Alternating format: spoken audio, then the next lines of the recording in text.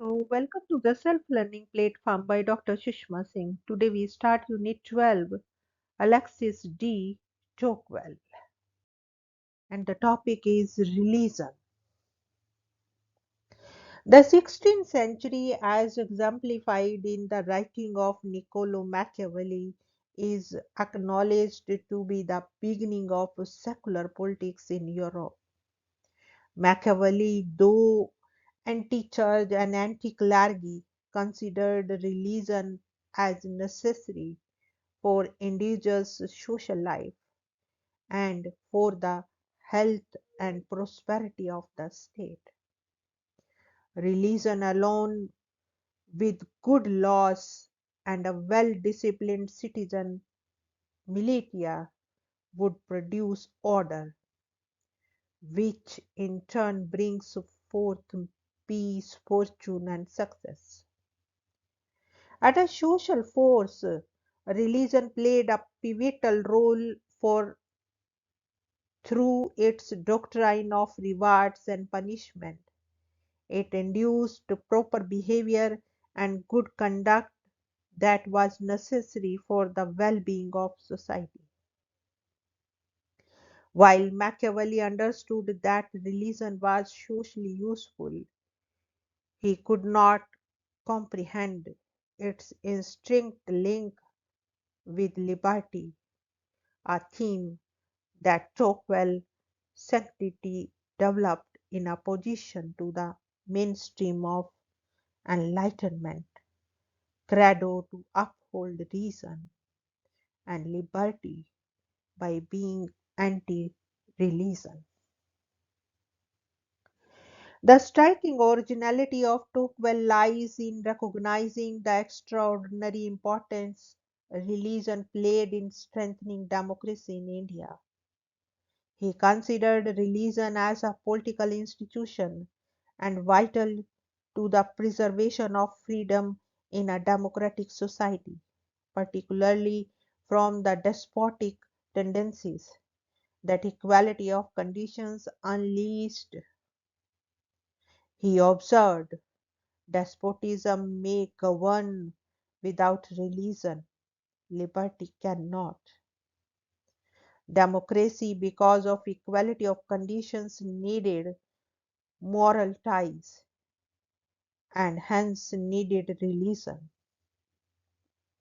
He pointed to the utility of religion rather than the truth of any one religion. This extraordinary emphasis on religion was because he regarded it to be crucial to establishing democracy in France and other Christian states of Europe.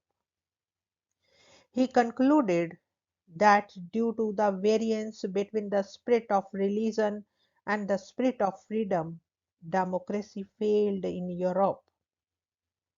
The alliance between the Catholic Church and the French monarchy, although injurious to religion in itself, was characteristic of the more calamitous alliance between Christianity and the moribund aristocracy. The Church considered democracy to be antithetic to religion and consequently an enemy. In America, the two were closely linked, which explained the success of democracy there. America, the nascent Puritan Commonwealth, rejected Europe's aristocratic heritage and accepted the principles of democracy. The Puritans brought to the New World a Christianity that was democratic, constitutional, and republic. They introduced such principles as the participation by the people to rule, the free voting in matters of taxation, fixing the responsibility of political representatives, guarding personal liberty, and trial by jury. They instilled a love of freedom, anchored in religious conviction by teaching Americans that their freedom is a gift from God and therefore had to be taken seriously and used wisely. Christianity associated itself with the principles of liberal democracy that it initiated to create and hence could hope for the autonomous space that was both enduring and timeless. Historically, for Tocqueville, democracy began when Jesus unequivocally proclaimed universal human equality, thereby making the realization of democracy possible.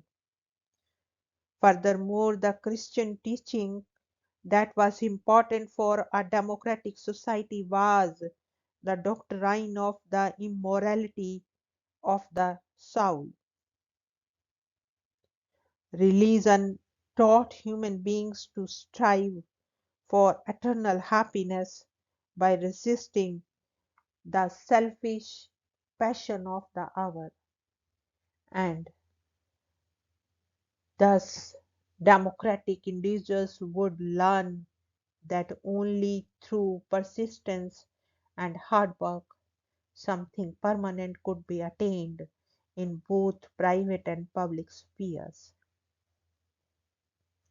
They acquired the art of managing their life by believing in supersensual and immoral principles.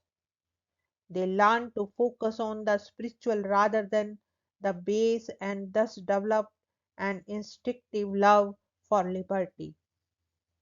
At a first glance, it appeared that religion was divorced from American politics. The clergy restricted their sovereignty to religious matters and did not criticize the fundamental principles of the republic. However, in reality, they actively promoted them. Tocqueville felt that if Christianity did not exercise such self restraint, then it ran the risk of not getting marginalized. American clergy not only accepted the supreme authority of self interest, but also enlisted the selfish passion for the service of religion. They showed in their congregation that Christian virtues were compatible with freedom and prosperity as well as salvation, thus bringing both the head and heart to the altar.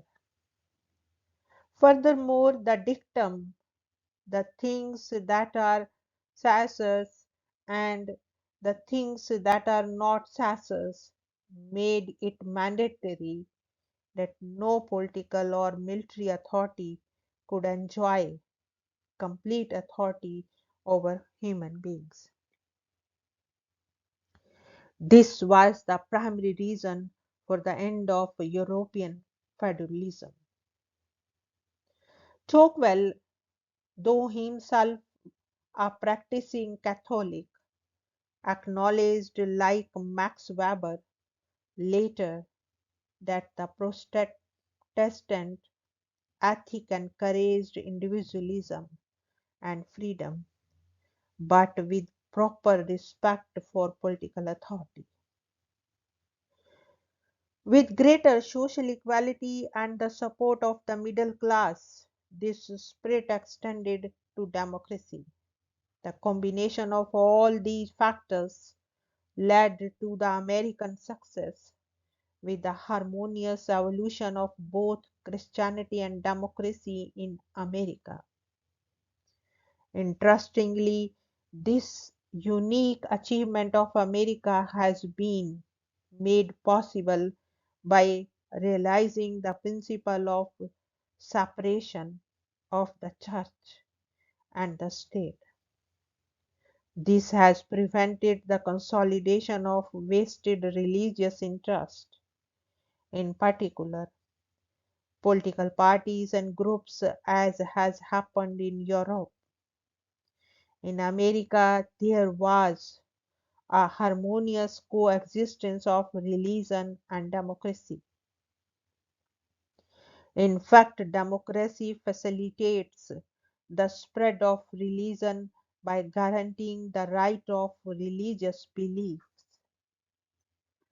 All religious faiths gained by political liberty and consequently religion also supports the separation of state and church.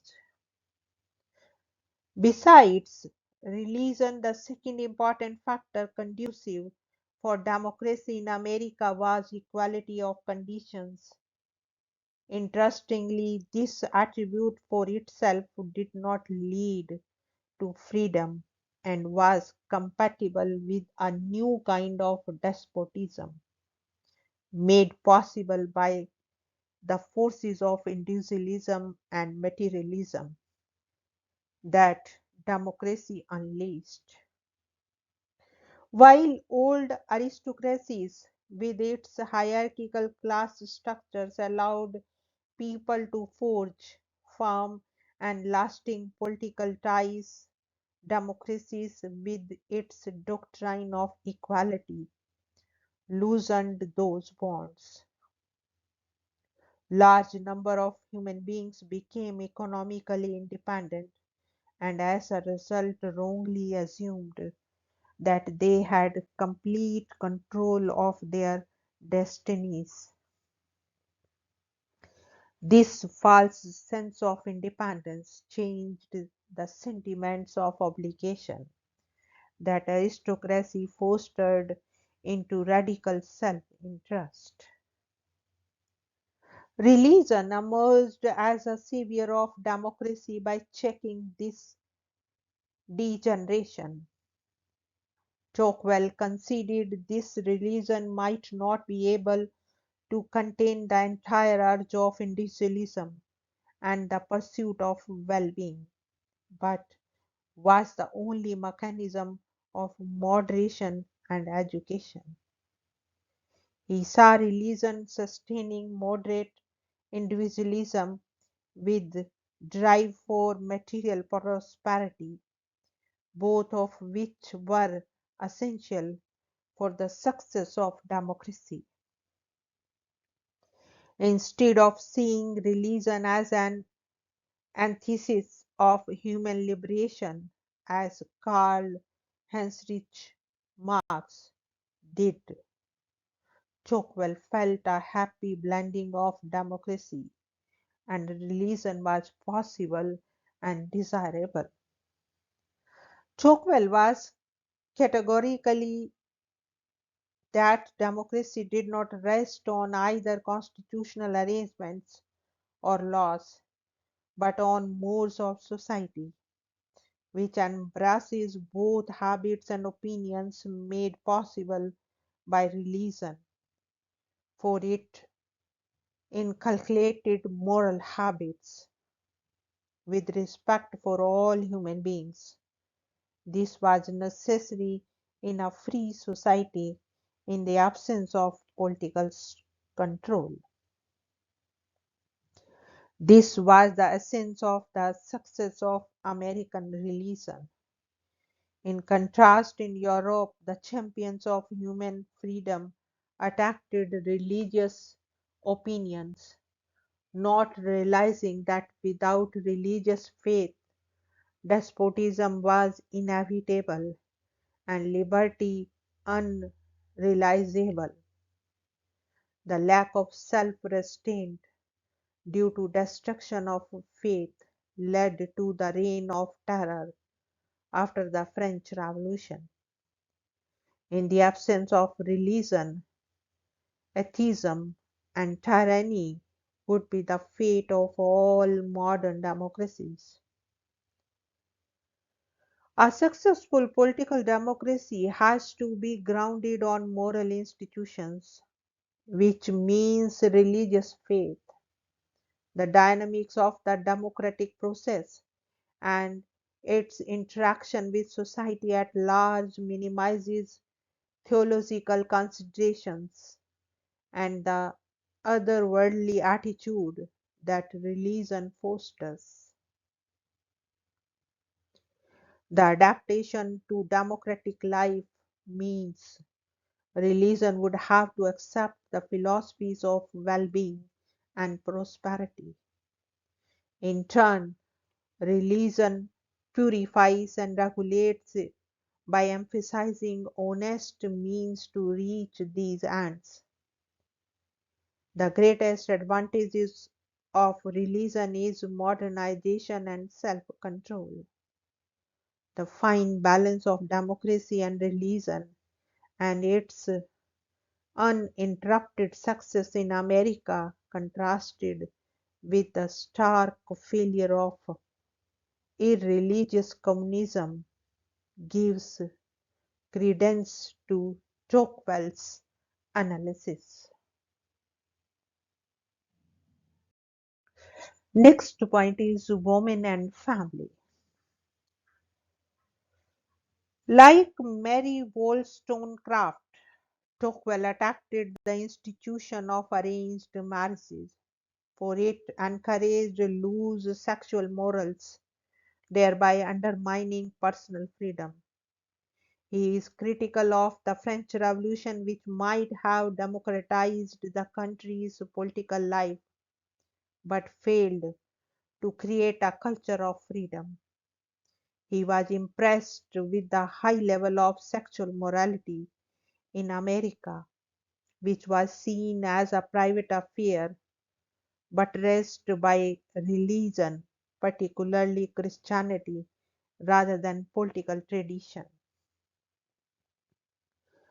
The sexual code, as outlined by the Christian ethics, included virginity outside of marriage, continence and fidelity within marriage, and strict avoidance of all forms of license.